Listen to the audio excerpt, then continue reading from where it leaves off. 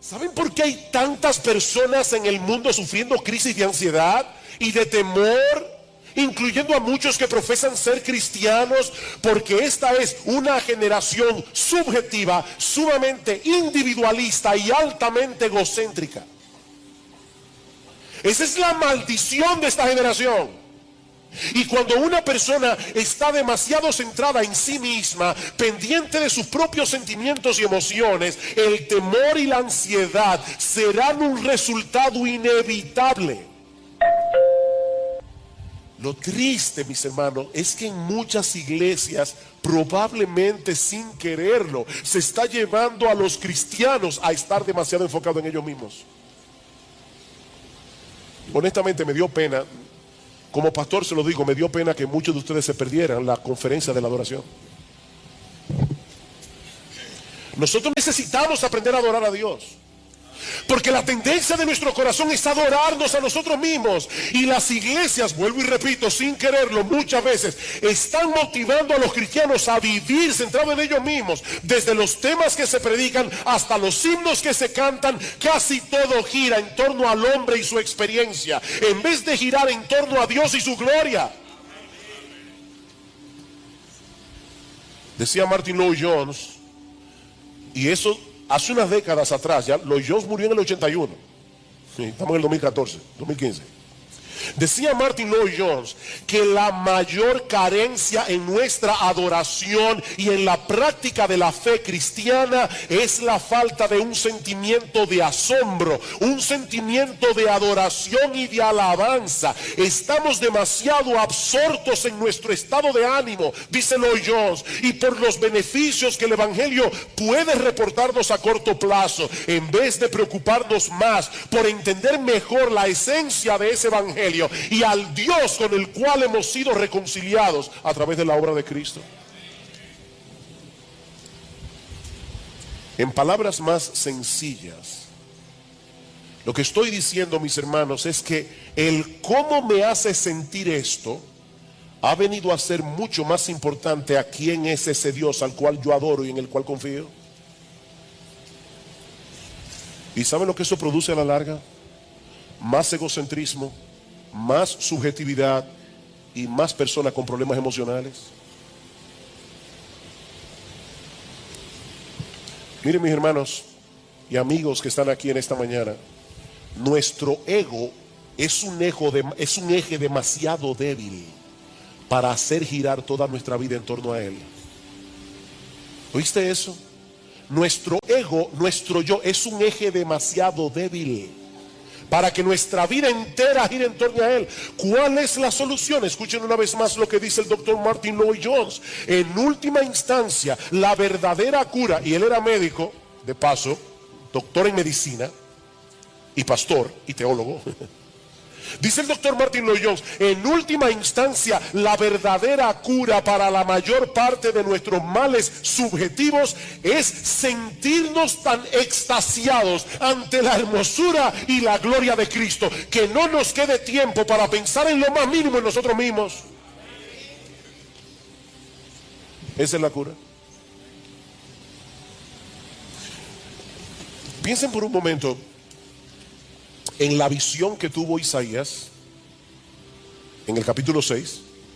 Yo sé que Bill Brandenstein habló de ese pasaje el domingo pasado.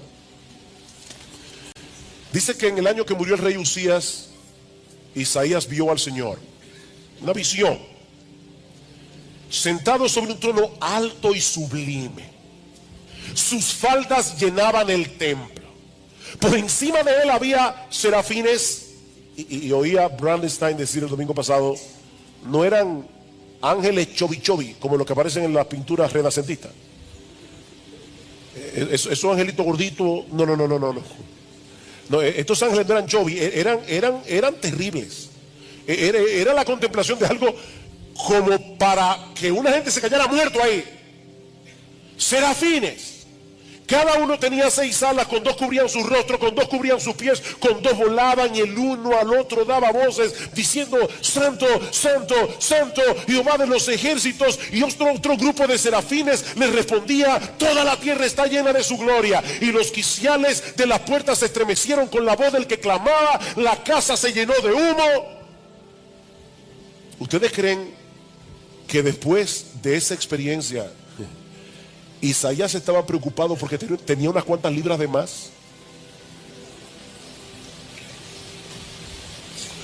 ¿O porque llegó al templo el sábado y un hermano le pasó por al lado y no lo saludó? Mis hermanos, cuando un hombre adquiere la perspectiva de Dios que tuvo Isaías, las cosas triviales desaparecen.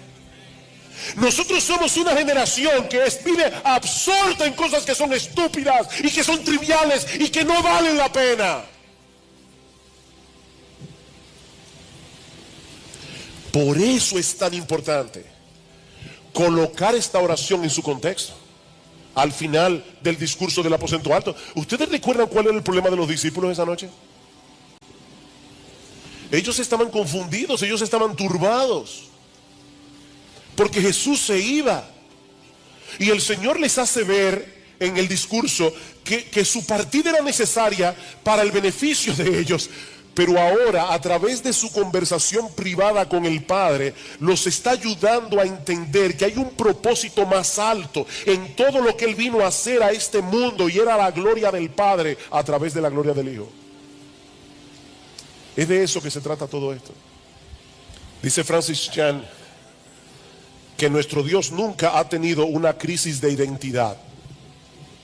Él sabe que Él es grande y que Él merece estar en el centro de nuestras vidas.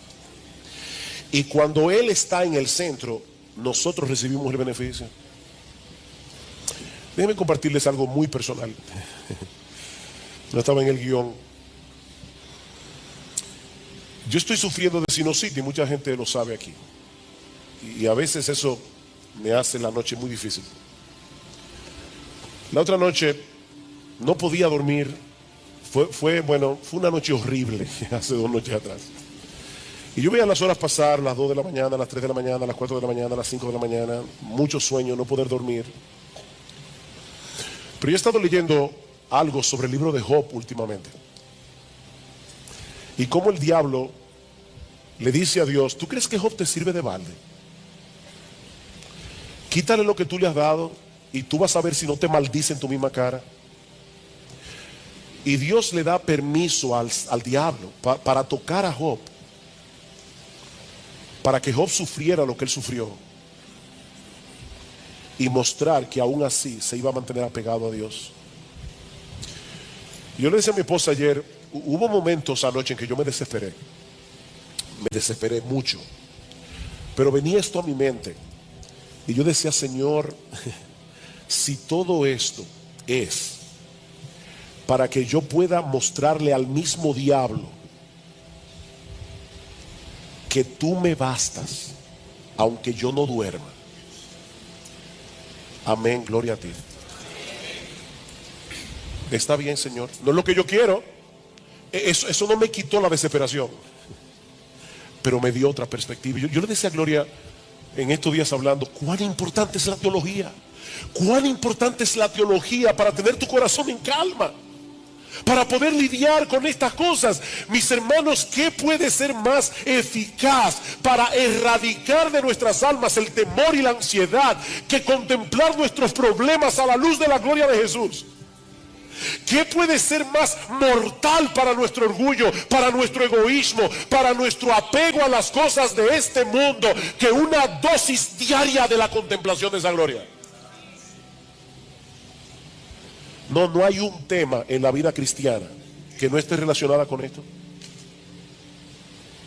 Cuando Pablo quiso despertar la generosidad de los creyentes en la ciudad de Corinto, yo estaba pensando en estos días, ¿cómo es eso de que Dios ama al dador alegre? ¿Por qué Dios ama al que da alegremente? No, no al que da diciendo, tengo que dar mis ofrendas cada domingo a la iglesia porque si no me va a partir un rayo. No, Dios no ama a ese tipo de personas. Dios ama al dador alegre, porque el dar alegremente refleja mucho de lo que hay en el corazón. El dar alegremente refleja que para ti tu Dios no es el dinero. El dar alegremente muestra claramente que tu confianza está en Dios, no en tu cuenta bancaria. Y por eso Dios ama al dador alegre, porque eso revela mucho el corazón de un hombre. Y cuando Pablo quiso despertar la generosidad de los corintios, ¿cuál es el argumento que él usa? Ya conocéis la gracia de nuestro Señor Jesucristo, que por amor a vosotros se hizo pobre siendo rico, para que vosotros en su pobreza fueseis enriquecidos. Padre, glorifícame tú al lado tuyo con aquella gloria que tuve contigo antes que el mundo fuese. Para lidiar con el problema del orgullo en la iglesia de Filipos y las divisiones que el orgullo produce en la iglesia, ¿cuál es el ejemplo que Pablo pone delante de nosotros? Allá pues en vosotros este sentir que hubo también en Cristo Jesús, el cual siendo en forma de Dios no estimó el ser igual a Dios como cosa que aferrarse, sino que se humilló a sí mismo, haciéndose obediente hasta la muerte y muerte de cruz. Queridos hermanos, nuestra mayor necesidad como creyentes es poseer una perspectiva cada vez más clara y más profunda de la gloria, la hermosura y la majestad de nuestro gran Dios y Salvador Jesucristo. Eso es lo que más tú y yo necesitamos. Cuando esa gloria es colocada en el lugar que le corresponde, entonces y solo entonces podemos comenzar a disfrutar la vida en abundancia que Cristo compró para nosotros en la cruz del Calvario. ¿Qué aprendemos entonces de esta oración de Jesús con respecto a nuestra oración? Que al igual que Él, debemos pedirle al Padre que cumpla sus propósitos en nuestras vidas, que se haga su voluntad en la tierra tal como se hace en el cielo, aunque eso implique temporalmente dolor y aflicción para nosotros. Alguien me comentaba el otro día que había escuchado a un predicador, un gran predicador, preguntarle a la congregación: si el Señor te concediera una petición con la seguridad de que te la va a responder, ¿cuál sería? Y dice que este predicador, yo lo conozco, es un predicador enérgico, le dio unos minutos, unos segundos a la congregación para pensar en la respuesta, y después le dijo: no, no pidan por la salvación de su esposo y de su esposa y de sus hijos. No pidan por salud. Pídanle a Dios que se haga su voluntad. Si Dios te pidiera, te dijera: dame una petición, ¿sabes cuál sería esa sola petición? Señor, que se haga tu voluntad y no la mía, porque es en esa voluntad que tú serás glorificado y mi alma será beneficiada, no importa lo que pase. Porque no hay un lugar más seguro en el centro de la tierra que estar en el centro de la voluntad de Dios. Es la verdad revelada en la palabra de Dios la que debe ir sentada en el asiento del conductor de nuestras vidas, no las emociones.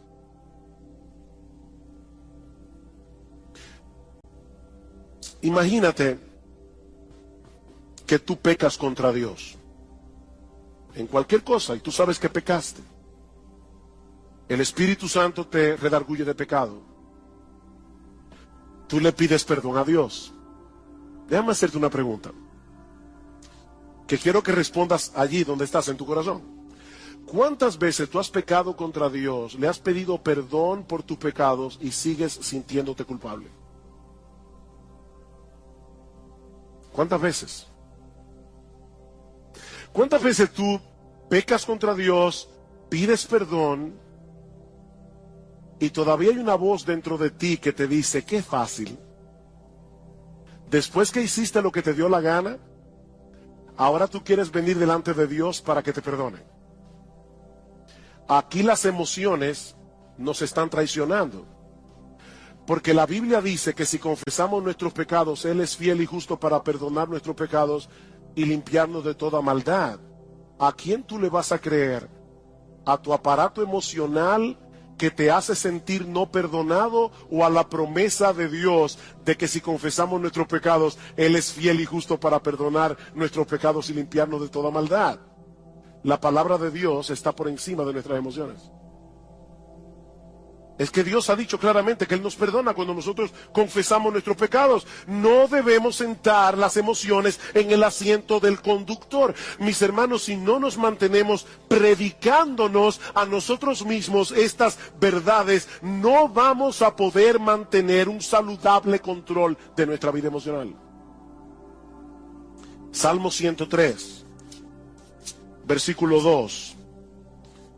Estaba leyendo este salmo ayer. Bendice, alma mía, a Jehová, y bendiga todo mi ser su santo nombre. Bendice, alma mía, a Jehová, y no olvides ninguno de sus beneficios. Él es quien perdona todas tus iniquidades. Él es el que sana todas tus dolencias. Él es el que perdona todas tus iniquidades. Pero lamentablemente muchos creyentes olvidan este aspecto fundamental de la vida cristiana. Como dice Sinclair Ferguson, nuestro problema es que pensamos con nuestros sentimientos, no con la cabeza. Nosotros pensamos con el corazón, pensamos con los sentimientos. Voy a poner otro ejemplo. ¿Qué debe hacer un creyente que no siente gozo en Dios? ¿Alguna vez has venido a la iglesia y estás cantando y tú tienes el corazón como un témpano de hielo? Eso nunca te ha pasado. Te felicito. A mí me ha pasado. ¿Y saben qué es hablando en buen dominicano, lo que da más cuerda cuando uno está así? Tener un hermano al lado que está encendido en fuego. Uno está aquí tratando de alabar a Dios, pero uno sabe que está con el corazón como un témpano de hielo. Y el hermano que está aquí al lado, él está en el cielo. ¿Qué debe hacer un creyente en esa situación? Él debe, una de las cosas que él no debe hacer, es fingir una emoción que él no tiene. No hagas eso es mentira. Pero una de las cosas que tú debes hacer es recordarte a ti mismo que Dios sigue siendo nuestro gozo y aceptarlo por fe.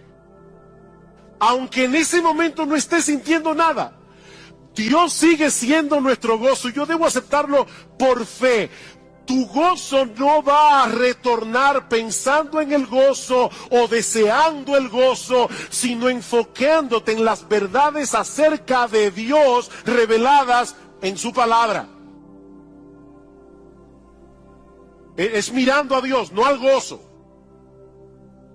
No persigas al gozo, persigue a Dios.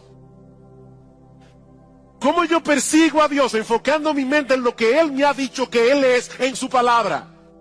Y yo voy a comenzar a recordar atributo tras atributo tras atributo de lo que Dios revela de sí mismo en su palabra hasta que mi corazón comience a arder otra vez. Y puede ser que eso no pase inmediatamente.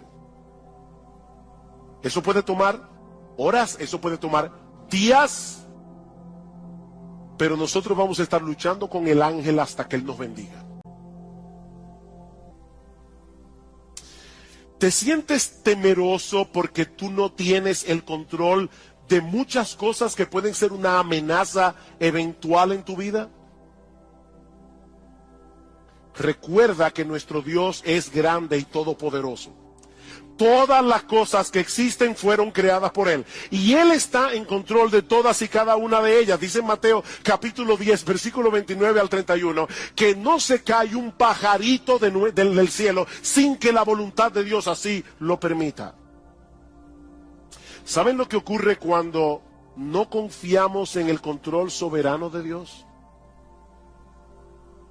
Que entonces nosotros trataremos de asumir ese control en una forma pecaminosa.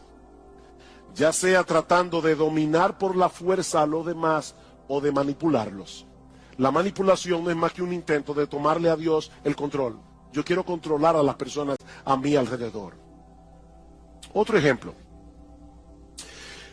¿Te has dado cuenta que muchos de los pecados que nosotros cometemos tienen que ver con nuestro afán de obtener la aprobación de otros o por temor a que otros te rechacen?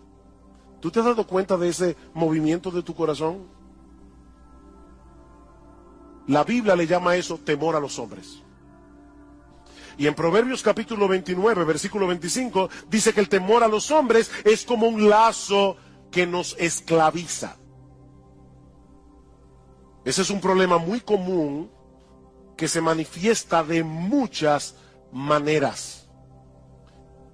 Por ejemplo, susceptibilidad a la presión de grupo. Necesitar que las personas me den algo, cariño, respeto, admiración, preocupación por nuestra autoestima, llenarte de compromisos porque no sabes decir que no. Eso es temor a los hombres. Pequeñas mentiras para lucir bien delante de los otros. Compararte con otras personas. Sentir temor de compartir el evangelio. Eso es temor a los hombres. ¿Cómo podemos lidiar adecuadamente con el temor a los hombres? Bueno, la psicología humanista nos aconseja aumentar nuestra autoestima, y lamentablemente muchos creyentes han caído en esa trampa. Pero eso no resuelve el problema, sino que lo complica. Porque en realidad la baja autoestima no es otra cosa que una elevada autoestima disfrazada. ¿Tú oíste eso? La baja autoestima es una elevada autoestima disfrazada.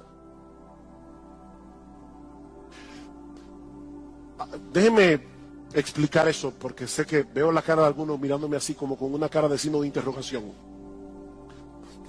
Una persona puede ser muy tímida, le da temor abrir la boca, y algunos dicen, es que el pobre tiene una baja autoestima. No. La razón por la que él o ella es tímido es porque se estima tanto que él tiene miedo de abrir la boca y confirmar ante los demás que es un tonto. Es mejor callarse y dejar que las personas sospechen que tú eres un tonto, abrir la boca y confirmar que lo eres. Entonces la razón por la que mucha gente es tímida es porque no quiere descubrirse delante de los demás, porque se estima demasiado a sí misma. Si no se estimara tanto, no tuviera temor de los demás. En el fondo, nuestro problema con todas esas cosas que yo he mencionado es que estamos creyendo que no tenemos el estatus que creemos merecer. Alguien dice, nosotros elevamos deseos que a menudo son buenos en sí mismos, el deseo de ser amado, el deseo de afirmación, el deseo de respeto. Elevamos eso al nivel de necesidades sin las cuales pensamos que no podemos tener una vida equilibrada. Hablamos de necesitar la aprobación y la aceptación de otros cuando nuestra verdadera necesidad es glorificar a Dios y amar a las personas. Esa es tu verdadera necesidad, glorificar a Dios, no que la gente viva para ti. ¿Cuál es el remedio para el temor a los hombres? El temor a Dios. El temor a Dios. Él es grande, Él es glorioso, Él es digno de admiración, Él es digno de temor reverente, Él es digno de adoración. Medita a menudo en su gloria, su grandeza, su justicia, su santidad, su amor, su poder, su esplendor, su belleza, su gracia, su misericordia, su compasión. Y tú vas a ver cómo el temor a los hombres comienza a desvanecerse en tu corazón. Salmo 27. Salmo 27, versículo 1. Jehová es mi luz y mi salvación, ¿de quién temeré? Jehová es mi luz y mi salvación, ¿de quién temeré? Jehová es la fortaleza de mi vida, ¿de quién he de atemorizarme? Cuando se juntaron contra mí los malignos, mis angustiadores y mis enemigos para comer mis carnes, ellos cayeron y tropezaron. Aunque un ejército acampe contra mí, no temerá mi corazón. Aunque contra mí se levante guerra, yo estaré confiado. ¿Por qué? Porque Jehová es mi luz y mi salvación. Imagínate ese Dios al lado de la persona a la que tú le temes, y lo vas a ver como una pulga. ¿Te sientes atraído por las cosas de este mundo? y se te está haciendo difícil decir que no a esas cosas porque te prometen emociones como deleites, placer, alegría. Una vez más, mis amados hermanos, la respuesta de la Biblia no es escoger entre un santo aburrimiento y un pecado entretenido. No. La Biblia nos invita más bien a buscar ese deleite, ese placer, esa alegría en el único lugar donde realmente puede ser hallado, en Dios mismo. En Dios mismo. ¿Recuerdan ustedes lo que Cristo le dijo a la mujer samaritana? El que bebiere de esta agua volverá a tener sed, mas el que bebiere del agua que yo le daré no tendrá sed jamás, sino que será en él una fuente de agua que salte para vida eterna. ¿Qué es esa fuente de agua? ¿Saben qué es esa fuente de agua? Dios mismo. Es el Espíritu Santo morando en nuestro interior. ¿Y cómo lo sabemos? Porque más adelante, en Juan capítulo 7, versículo 37 al 38, escuchen lo que dice el Señor Jesucristo. En el último y gran día de la fiesta, Jesús se puso en pie y alzó la voz diciendo: si alguno tiene sed, venga a mí y beba. El que cree en mí, como dice la Escritura, de su interior correrán ríos de agua viva. ¿Qué le dijo a la samaritana? El que bebiere de esta agua volverá a tener sed. El que bebiera del agua que yo le daré no tendrá sed jamás, sino que será en él una fuente de agua que salte para vida eterna. ¿Cuál es esa fuente de agua? Versículo 39. Esto dijo del Espíritu que habrían de recibir los que creyesen en él. Es Dios por su Espíritu morando en nuestro corazón. Es una fuente de agua que salta para vida eterna. Los deleites de este mundo no perduran. Nosotros fuimos creados para disfrutar de un deleite más profundo y perdurable. El deleite de conocer a Dios y de tener comunión con Él. Alguien decía que cada vez que nosotros pecamos, es porque pensamos que el placer del pecado es real y que el gozo en Dios es insustancial o distante. Pero lo cierto es, oigan esto, hermano, porque es importante, es exactamente al revés. Cada gozo que experimentamos en esta vida es una sombra de la fuente de todo gozo, que es Dios mismo. Cada gozo que tú experimentas es una sombra del verdadero gozo que se encuentra en Dios. Pero nosotros somos los que ejercemos fe. Es por eso que Pablo nos exhorta en Efesios capítulo 6 a tomar el escudo de la fe con el cual podamos apagar los dardos de fuego del maligno. Somos tú y yo que tomamos la armadura. La armadura es de Dios, pero somos tú y yo que usamos la armadura. Y eso es precisamente lo que aprendemos de este pasaje. Esta historia tan conocida y narrada en una forma tan sencilla en el Evangelio de Mateo contiene algunas enseñanzas muy profundas acerca del ejercicio de la fe en medio de las pruebas. Y yo no quiero concentrarme en todos los elementos de la historia, sino solamente en eso. La fe en medio de las pruebas. Tanto Marcos como Lucas nos dicen que el Señor deseaba cruzar al otro lado del mar de Galilea. El Señor había estado llevando a cabo un ministerio muy intenso, un ministerio muy agotador, y el otro lado del mar era más tranquilo porque era más despoblado. Mis hermanos, nunca debemos olvidar que Jesús era verdadero Dios, pero que también era verdadero hombre. El Señor estaba cansado, estaba agotado. El mar de Galilea es un lago de agua dulce, relativamente pequeño, así que se puede atravesar de un lado a otro en un tiempo relativamente breve. De hecho, hace unos años tuve la oportunidad de estar en el mar de Galilea y uno puede ver fácilmente todos los contornos del mar estando allí. Así que el mar se puede cruzar rápidamente, a no ser por las características climáticas y geográficas del mar de Galilea que pueden desatar tormentas repentinas. Resulta que la superficie del mar de Galilea es la más baja del mundo para un lago de agua dulce. De manera que cuando las corrientes de aire frío descienden de las colinas que rodean el lago y chocan con el aire caliente de la superficie, se pueden provocar tormentas repentinas, que son un verdadero desafío, aún para marineros experimentados, como era el caso de los apóstoles. Y eso fue precisamente lo que ocurrió esa noche. Vean otra vez versículo 23. Cuando entró Jesús en la barca, sus discípulos le siguieron y de pronto se desató una gran tormenta en el mar, de modo que las olas cubrían la barca, pero Jesús estaba dormido. Marcos nos dice en su evangelio que se desató una mega tormenta, un mega huracán, dice el texto literalmente.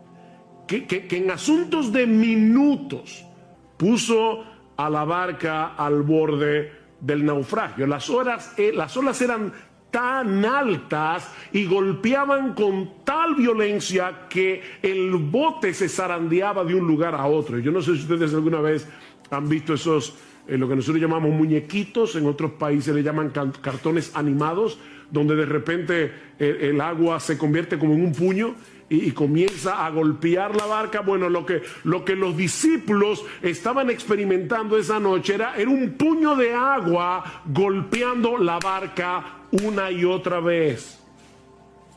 Los discípulos sabían que ellos estaban en un serio problema, humanamente hablando. Era una situación desesperada, era una situación sumamente peligrosa. Y seguramente muchos de ustedes se han sentido así alguna vez, o puede ser incluso que estén atravesando por una situación similar en este mismo momento. Nadie está exento de las dificultades que surgen viviendo en un mundo caído. Y por eso, mis hermanos, es que es tan importante entender la naturaleza de las pruebas para luego ver cómo nosotros debemos ejercitar fe cuando estamos en medio de una prueba. Así que veamos en primer lugar la naturaleza de las pruebas tal como Dios nos los revela en este pasaje. Y lo primero que aprendemos de este texto es que las pruebas son controladas y enviadas por Dios con un propósito. Las pruebas son controladas y enviadas por Dios con un propósito. Ya les decía que no era nada extraño que en este mar se formaran tormentas repentinas, pero mis hermanos, Dios es soberano. Él lo controla todo, incluyendo los fenómenos de la naturaleza. Él puede impedir que cosas como estas sucedan, pero ¿saben qué? Muchas veces Dios decide no impedirlo. Dios decide no impedirlo. Yo sé que fue un error de un obrero que estaba impermeabilizando nuestro techo este jueves en la tarde, pero mis hermanos, ese error de un obrero estaba en las manos del Señor. El hecho de que esa noche cayera un aguacero, nosotros lo escuchábamos fuera de la habitación y decíamos, está cayendo el cielo. Hacía muchos días, meses, que nosotros no veíamos un aguacero así. Bueno, ¿pudo haber impedido Dios que lloviera de esa manera precisamente cuando el techo tenía un problema? Por supuesto que sí. Por otro lado, también es cierto que Jesús estaba cansado. Mis hermanos, Jesús no estaba simulando que estaba dormido. En su naturaleza humana, Él no pudo resistir el cansancio tan grande que tenía. Para los discípulos, era como de repente ver a Superman envuelto en kriptonita. O sea, el Señor está ahí completamente agotado. Era tal el agotamiento de Jesús que ni el ruido de las olas ni el movimiento de la barca pudieron despertarlo. Él estaba completamente exhausto. Así que los discípulos sabían que su experiencia como marinero no les serviría de nada para poder maniobrar en una tormenta como esa, y por lo visto tampoco contaban con Jesús. Era una situación realmente desesperada. Pero mis hermanos, la Biblia nos enseña una y otra vez que las pruebas nacen en el trono de Dios. Las pruebas nacen en el trono de Dios. ¿Ustedes recuerdan cuando Noemí regresó a Belén desde los campos de Moab sin marido, sin hijos? ¿Cuál fue su explicación teológica a sus vecinos en Belén? El Todopoderoso me afligió. El Todopoderoso me afligió. Mis hermanos, las pruebas nacen en el trono de Dios. Jehová dio, Jehová quitó. Sea el nombre de Jehová bendito. Job no dijo, el diablo me quitó lo que Dios me dio. No, fue Dios que me lo dio y fue Dios que me lo quitó. No somos víctimas de un destino ciego. Estamos en las manos de un Dios lleno de sabiduría, de un Dios lleno de poder, que controla todas las cosas para su gloria y para el bien de su pueblo. Mis hermanos, déjenme hacerles una pregunta. ¿Quién fue que tomó la decisión de embarcarse esa noche para cruzar el lago? Fue Jesús. Él era el único responsable de que ellos estuvieran en esa situación. Y la tormenta que se desató esa noche repentinamente no era otra cosa que la voz de Dios levantando el viento, levantando las olas. Dice en el Salmo 107, Él habló y levantó un viento tempestuoso que encrespó las olas del mar. No fue la madre naturaleza la que provocó esa tempestad, fue el decreto soberano de Dios. Él metió a los discípulos en medio de ese mega huracán, porque quería enseñarles algo acerca del poder y la autoridad del Señor Jesucristo. Así que, mi hermano, si tú estás ahora en medio de una prueba, sea grande, sea pequeña, tal vez no es un mega huracán, pero sea grande o sea pequeña, tú tienes que entender que fue Dios el que te metió en esa prueba. No fue el destino. No fue un virus invisible. No fue la gente que te rodea, decía el filósofo francés Jean-Paul Sartre, el infierno son los demás. No fueron las personas que te rodean las que te metieron allí. Dios te puso allí en medio de ese huracán con un propósito bueno y sabio, aunque ahora no podamos entenderlo. Pero este pasaje también nos enseña que las pruebas llegan sin aviso. Las pruebas suelen llegar sin aviso. Cuando los discípulos entraron en la barca, no podían imaginar lo que estaba a punto de ocurrir. Mateo nos dice que la tormenta se desató de pronto. ¿Lo ven en el versículo 24? De pronto, repentinamente.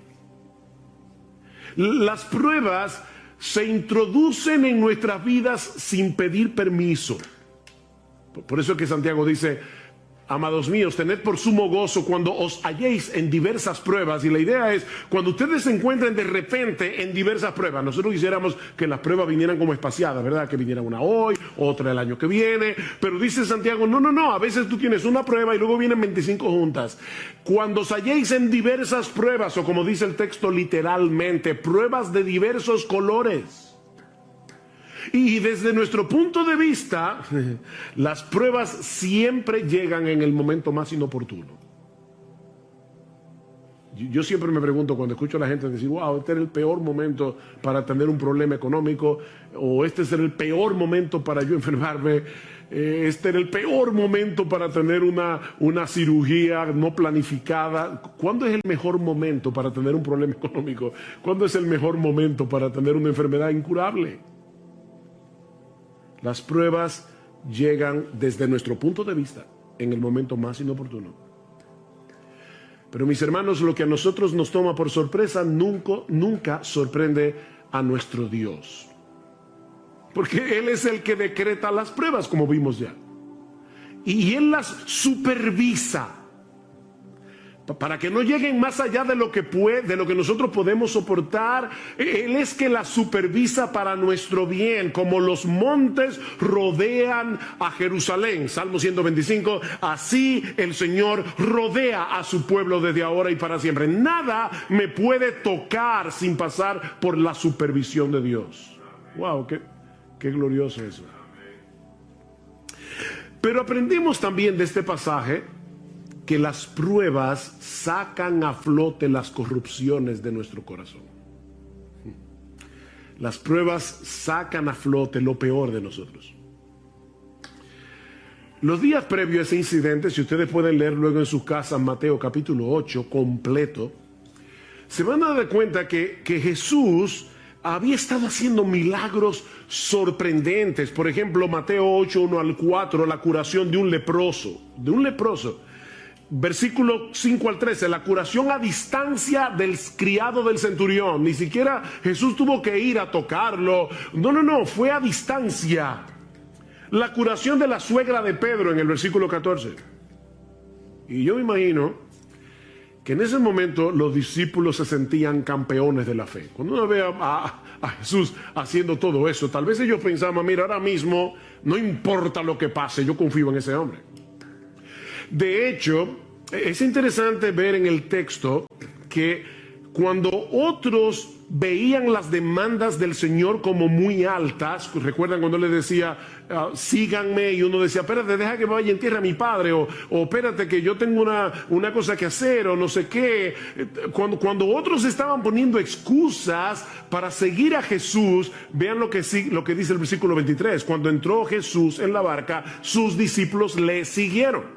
Mientras otros veían difícil seguir a Jesús y ponían excusas para seguir a Jesús, los discípulos no. Así que probablemente en ese momento ellos se sentían campeones de la fe. Pero ¿qué tan fuerte era esa fe? No había manera de saberlo si no era en medio de la prueba. Abraham no sabía qué tan fuerte y sólida y vigorosa era su fe hasta que Dios le pidió que sacrificara a Isaac. Ezequías fue un buen rey de Israel. Enfermó, le oró a Dios que lo sanara, Dios lo sanó. Y probablemente en ese momento se sentía fuerte en su fe. Llegaron unos embajadores de Babilonia y el orgullo de Ezequías salió a flote inmediatamente. Mis hermanos, es en medio de las pruebas que conocemos el estado real de nuestro corazón. Nuestra fe será probada por el fuego, dice en Primera de Pedro capítulo 1, versículo 7. Tiene que ser probada por el fuego. ¿Qué hace el fuego? El fuego licúa el oro, y al licuarse, como es un metal pesado, eso hace que la basura salga a flote, y entonces el orfebre comienza a purificar el oro. Pero tiene que ser por medio del fuego. Yo estoy seguro que a nadie le gustaría ir a una joyería, comprar una prenda pensando que es de oro y después resulta que era de hojalata.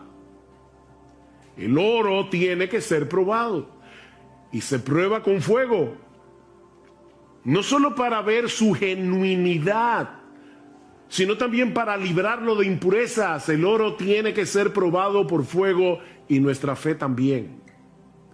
Nuestra fe también tiene que ser probada. Y cuando somos probados, es que podemos ver una verdadera radiografía de lo que hay en nuestro corazón.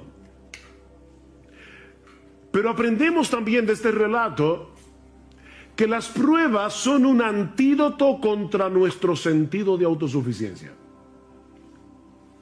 Las pruebas son un antídoto contra nuestro sentido de autosuficiencia. Estos hombres eran pescadores, bueno, y eran pecadores también, pero eran pescadores experimentados, eran marineros de experiencia.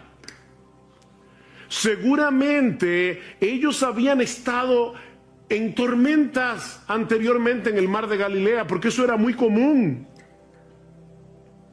Pero ahora Dios los había colocado en una situación tan extrema que ellos sabían que toda su experiencia no les serviría de nada.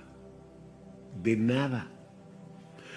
Mis hermanos, Dios usa las pruebas para llevarnos a descansar únicamente en Él, para destruir nuestro sentido de autosuficiencia. Pablo dice en 2 Corintios capítulo 1, versículos 8 al 9, que Dios los puso en una situación tal cuando ellos estaban en Asia Menor, que Pablo dice, nosotros tuvimos temor de morir, pensamos que no íbamos a conservar la vida, y Dios hizo eso, escuchen lo que dice Pablo, a fin de que no confiáramos en nosotros mismos. Pablo, el gran apóstol Pablo, está diciendo, en otras palabras, yo tengo la tendencia, igual que todos los demás, a confiar en mí mismo. Y Dios envió esta prueba para que no confiáramos en nosotros mismos.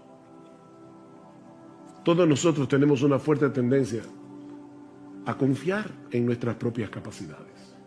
¿Y saben qué? Nunca somos más débiles, ni estamos en una condición más vulnerable que cuando somos atrapados por el sentido engañoso, que es una ilusión, de que nosotros podemos hacer las cosas en nuestras propias fuerzas. Eso es una ilusión.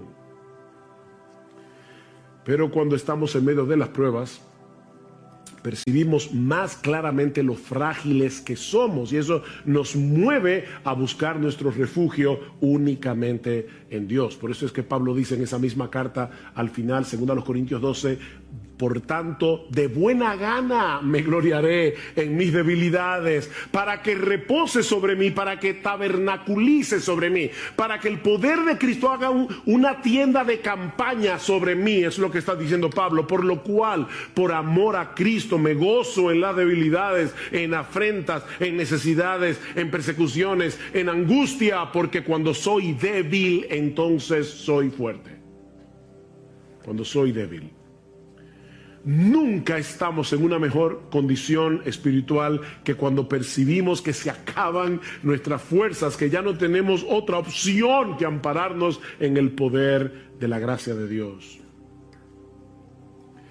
Pero lo más importante que nosotros aprendemos de este pasaje acerca de la naturaleza de las pruebas es que las pruebas nos brindan una excelente oportunidad para crecer en nuestro conocimiento de Dios y de sus caminos. Las pruebas son una escuela. Una escuela. Versículo 27. Y los hombres se maravillaron diciendo, ¿quién es este? Fíjense, ellos habían visto a Jesús hacer milagros. Pero ahora se están preguntando, ¿quién es este?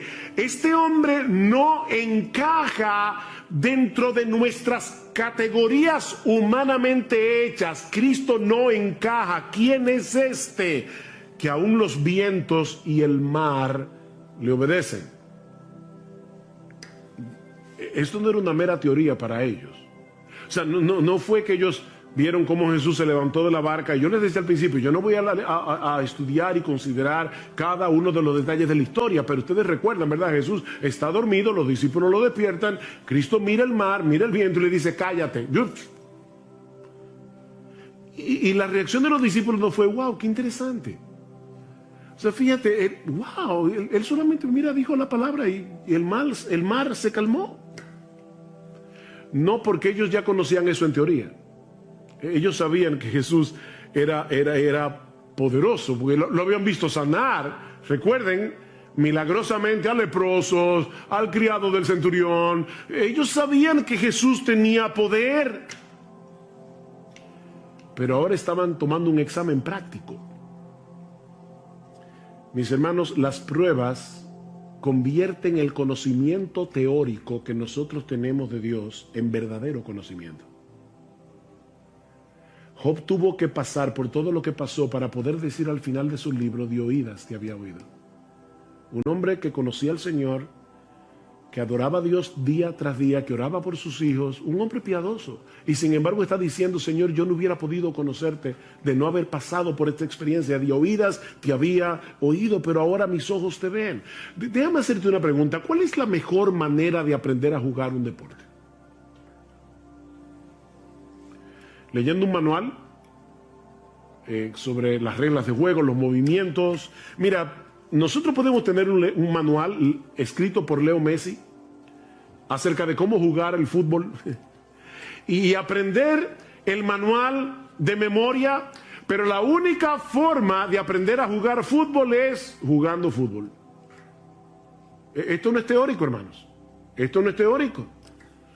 Y lo mismo ocurre con la teología. Dios quiere que nosotros le conozcamos íntima y personalmente. Dios quiere que nosotros confiemos en Él, no teóricamente, sino en la práctica. Sí debemos estudiar la Biblia, obviamente. Sí debemos leer buenos libros de los atributos de Dios, de la teología. Eso es extremadamente importante. Pero ese conocimiento vendrá a ser verdadero conocimiento cuando nosotros podamos aplicarlo en medio de la tormenta. Así que son muchas las cosas que Dios nos enseña en medio de las pruebas. ¿Ven? Jamás podremos conocerlo mejor a Él y conocernos mejor a nosotros mismos a menos que atravescamos por diferentes pruebas. Alguien decía muy sabiamente: contemplo el mundo a través de mis lágrimas, porque quizás así vea cosas que no vería con los ojos secos. Contemplo el mundo a través de mis lágrimas, porque quizás así voy a ver cosas que yo no vería con los ojos secos. Hay cosas que no se ven con los ojos secos, se ven llorando. Pero este pasaje, tan sencillo, ¿verdad? Son solo como 4 versículos. También nos enseña algunas cosas acerca del ejercicio de la fe en medio de las pruebas. ¿Sí? Ya vimos lo que el pasaje nos enseña acerca de la naturaleza de las pruebas. Pero veamos ahora lo que nos enseña este pasaje acerca del ejercicio de la fe en medio de las pruebas. Esa noche, los discípulos se dejaron controlar por el miedo, se dejaron controlar por la angustia, a tal punto que no solo pusieron en dudas el poder de Jesús, sino también su amor y su cuidado. Vean otra vez el versículo 25, y llevándose a él le despertaron diciendo: Señor, sálvanos, que perecemos. El Evangelio de Marcos dice: Maestro, ¿no tienes cuidado que perecemos? Y no es que hay un error entre Marcos y Mateo, es que los discípulos comenzaron todos a hablar a la vez, y unos dijeron una cosa, otros dijeron otra. Pero el punto es que ellos estaban tan llenos de miedo que perdieron de vista lo que implica tener a Jesús en la barca. Ellos perdieron eso de vista. Y algunos pudieran pensar: bueno, pastor, pero óyame, no era para menos. No, Cristo tenía una evaluación muy diferente. ¿Por qué estáis amedrentados, hombres de poca fe? Hay al menos 2 cosas que nosotros aprendemos de esa respuesta de Jesús a los discípulos. La primera es que la fe rehúsa dejarse dominar por el miedo. La fe rehúsa dejarse dominar por el miedo. La pregunta del Señor puede parecer un tanto extraña en medio de una situación tan extrema, ¿verdad? ¿Por qué tenéis miedo? ¿Cómo que por qué? Pero es que tú no estás viendo el espectáculo. ¿Cómo que por qué tenemos miedo? Nosotros, ¿verdad?, nos identificamos con los discípulos porque de haber estado allí probablemente habríamos experimentado lo mismo. Sin embargo, la pregunta de Jesús implica una reprensión. ¿Por qué reaccionan con miedo? Ahora, déjenme aclarar algo para no crearles un problema de conciencia innecesario. Eso no quiere decir que los cristianos no tenemos derecho a luchar con el miedo. sobre todo cuando estamos en una situación de peligro potencial. No. El miedo, el temor es algo que Dios ha puesto en nosotros para llevarnos a la protección, a protegernos, a no ser locos y arrojarnos a una situación que pueda hacernos daño.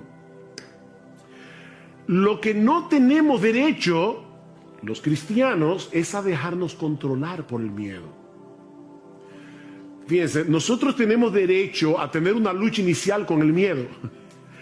Lo que no tenemos derecho es a dejarnos dominar por el temor, tomando en cuenta que nosotros tenemos un Dios como el nuestro que cuida de nosotros. Los discípulos perdieron el control de sí mismos al punto de hablarle a Jesús con insolencia. Maestro, ¿no te importa? Oigan la expresión. ¿No te importa que perezcamos? En vez de mostrar una fe sumisa y esperar confiados en que Jesús iba a hacer lo que él tenía que hacer, la frustración, el miedo, los llevaron a reprocharlo por su falta de cuidado y de amor. Ahora, no olviden, mis hermanos, que ellos acaban de ver a Jesús sanar todo tipo de enfermedad. Ellos acaban de ver a Jesús echar fuera demonios. Ellos estaban conscientes de su poder. Ellos estaban conscientes de la compasión de Jesús, pero dejaron que el miedo los controlara. En otras palabras, en ese momento ellos perdieron su teología. Ellos perdieron su teología. ¿Alguna vez te has visto a ti mismo reaccionando de ese modo? Porque, ay, mis hermanos, a mí me ha pasado más veces de lo que yo quisiera recordar. Me ha pasado más veces de lo que yo quisiera recordar. Sabemos que el Señor es bueno, sabemos que Él es todopoderoso, sabemos que Él está lleno de compasión y de sabiduría. De hecho, tú y yo tenemos un conocimiento mayor que el que tenían los discípulos esa noche, porque nosotros vivimos del otro lado de la cruz. Ellos todavía en ese momento no habían visto a Cristo muriendo por nuestros pecados y recibiendo en su cuerpo la ira de Dios por nuestros pecados para que nosotros pudiésemos ser absueltos en el tribunal de Dios. Ellos vivieron del otro lado de la cruz. Pero ¿cuántas veces reaccionamos con esa misma clase de insolencia, con esa misma clase de incredulidad en medio de la prueba? No lo decimos con palabras, pero esa es la queja sutil y silente que está detrás de nuestra amargura y de nuestro descontento. Señor, una cosa es lo que la Biblia dice acerca de tu cuidado, acerca de tu protección hacia los tuyos, pero otra cosa muy diferente es lo que yo estoy viviendo en este momento. Puede que esto se aplique a algunos de tus hijos favoritos en la iglesia, pero honestamente yo no me siento cuidado por ti. De hecho, Señor, si yo puedo serte todavía más honesto, yo siento en este momento que a ti no te importa. Suena duro, ¿verdad? Eso fue lo que los discípulos le dijeron a Jesús. A ti no te importa. Por eso se llenaron de miedo. Imagínense lo terrible que es estar en un universo como el nuestro, en un mundo caído, lleno de problemas, y encima de eso saber que en los cielos hay un Dios a quien tú no le importas. Que a Dios no le importa. A ti no te importa, Jesús. Eso fue lo que los discípulos le dijeron. Por eso alguien decía que esta es la historia de dos tormentas, una en el mar y otra en el corazón. Esta es la historia de dos tormentas. Mis hermanos, ¿qué debemos hacer cuando percibimos esa agitación inicial de nuestras almas? Cuando percibimos que hay un peligro o una aflicción, porque decimos la fe rehúsa dejarse dominar por el miedo. Sí, pastor, eso suena muy bonito, pero ¿cómo yo hago eso? Pero eso me lleva a la segunda enseñanza, a la segunda lección que nosotros podemos aprender de este relato sobre el ejercicio de la fe en medio de las pruebas, y es el hecho de que hay algo que nosotros tenemos que hacer con la fe. O si quieren ponerlo de otro modo, nosotros aprendemos de este relato no solo que la fe rehúsa dejarse dominar por el miedo, sino que la fe es una actividad. La fe es una actividad. Lo que yo quiero decir con esto es que la fe no se dispara automáticamente en medio de las pruebas. Se trata de algo que nosotros tenemos que poner en acción. Tú y yo somos responsables de tomar el escudo de la fe. Lucas, en el relato paralelo, nos dice que luego que el Señor calma el mar en tempestad, Él le pregunta a los discípulos: ¿dónde está vuestra fe? ¿Ven la pregunta? Eso es como el individuo que se compra un revólver para defenderse de los ladrones, lo esconde muy bien, y entonces cuando de repente lo asaltan y él le cuenta el relato a un amigo y le dice: wow, me asaltaron, y el revólver dice: no, los ladrones no lo encontraron. Pero no hizo nada. O sea, él tenía el revólver ahí, pero no hizo absolutamente nada. Lo que Jesús le está diciendo es: ¿dónde está? ¿Qué hicieron ustedes con la fe? ¿Dónde está vuestra fe? ¿Qué hicieron ustedes en ese momento con la fe que tienen en mí? Porque, mis hermanos, ellos tenían fe en Jesús, por eso lo despertaron. Pero no hicieron nada con esa fe, aparte de despertar a Jesús insolentemente. Mis hermanos, hay algo que debemos hacer con nuestra fe para impedir que la angustia nos arrope. ¿Qué dice el salmista en el Salmo 56? En el día que temo, fíjense, no es yo nunca tengo miedo, no. En el día que temo, yo en ti confío. En el día que temo, yo tomo la decisión de confiar en ti. Yo tomo la decisión de pensar correctamente. Por eso decimos que la fe es una actividad, porque es la actividad de mantener a raya nuestra incredulidad con la palabra de Dios. Nosotros tenemos que mantener a raya la serpiente de la duda, la serpiente de la incredulidad con la palabra de Dios. El problema de los discípulos en la barca es que ellos no se hicieron cargo de la situación, sino que dejaron que la situación se hiciera cargo de ellos, que la situación los controlara. Miren, mis hermanos, cada vez que nosotros estamos en medio de una prueba, la voz de la duda comienza a hablar inmediatamente. Y lo que pasó esa noche es que ellos dejaron que la voz de la duda controlara la conversación, en vez de escuchar la voz de Dios a través de su palabra. ¿Por qué te abates, oh alma mía? Fíjense, ¿qué está haciendo el salmista aquí? Él está acallando la voz de la duda. ¿Por qué te abates, oh alma mía? ¿Por qué te turbas dentro de mí? Espera en Dios, porque aún he de alabarle, salvación mía y Dios mío. Háblale a tu alma, no dejes que la voz de la duda hable sin control.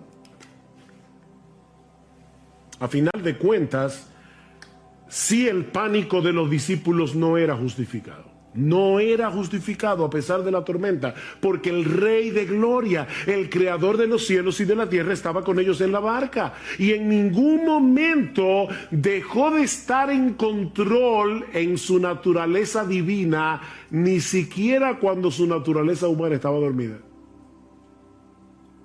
¿Ven? Verdadero Dios, verdadero hombre.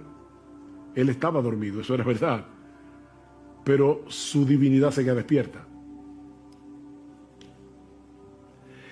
El gran problema de los discípulos no era la tormenta, era la falta de fe. ¿Por qué estáis amedrentados, hombres de poca fe? Hombres de poca fe. Ellos no habían conectado los puntos entre los milagros que habían visto hacer a Jesús y la situación por la que estaban pasando en ese mismo momento. Era unas horas después. No conectaron los puntos. Mis hermanos, no son las circunstancias de la vida que nos llenan de temor. Lo que nos llena de temor es la falta de fe. Nosotros tenemos un montón de información almacenada en la cabeza acerca del poder de Dios, del amor de Dios, de la sabiduría de Dios.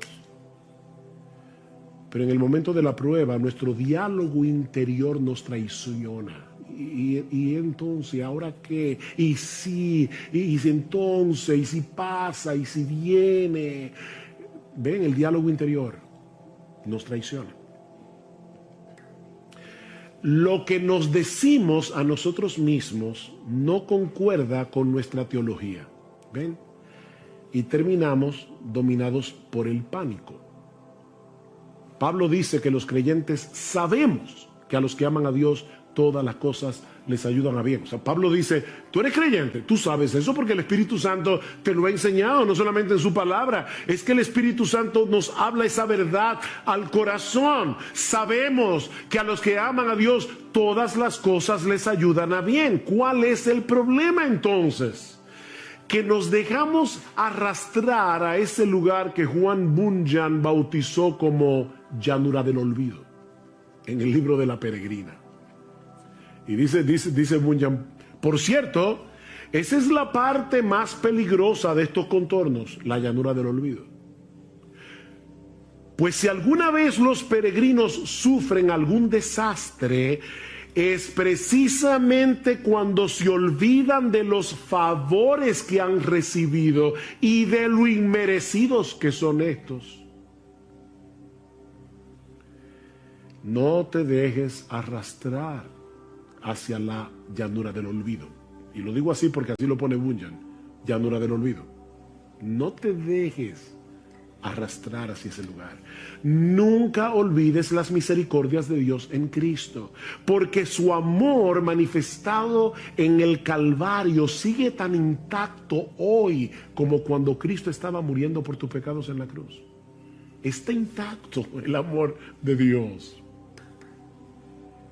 Ayer escuchaba la historia de una mujer que iba en un barco y el capitán era su esposo. Resulta que de repente se levanta una fuerte tempestad, la mujer está muy atemorizada y va hacia el marido y el marido le pregunta, ¿por qué tienes miedo? Y ella le responde con otra pregunta, ¿y tú por qué no tienes miedo? Hay una tormenta allá afuera. El marido, le pidió a un joven que estaba ahí, dice, tráeme mi espada. Él le trae la espada y él se coloca con la espada frente a ella y le dice, ¿tú me tienes miedo? Y dice ella, por supuesto que no. Y dice, ¿por qué tú no me tienes miedo? Dice, porque yo sé que tú me amas, tú eres mi esposo. Bueno, le dice él, el Dios que controla esta tormenta es mi Padre que me ama. Y no la usará para hacerme daño. Ella dice, pero el barco puede hundirse. Ah, le dice él, entonces mi alma irá a su presencia a la espera de la resurrección de mi cuerpo.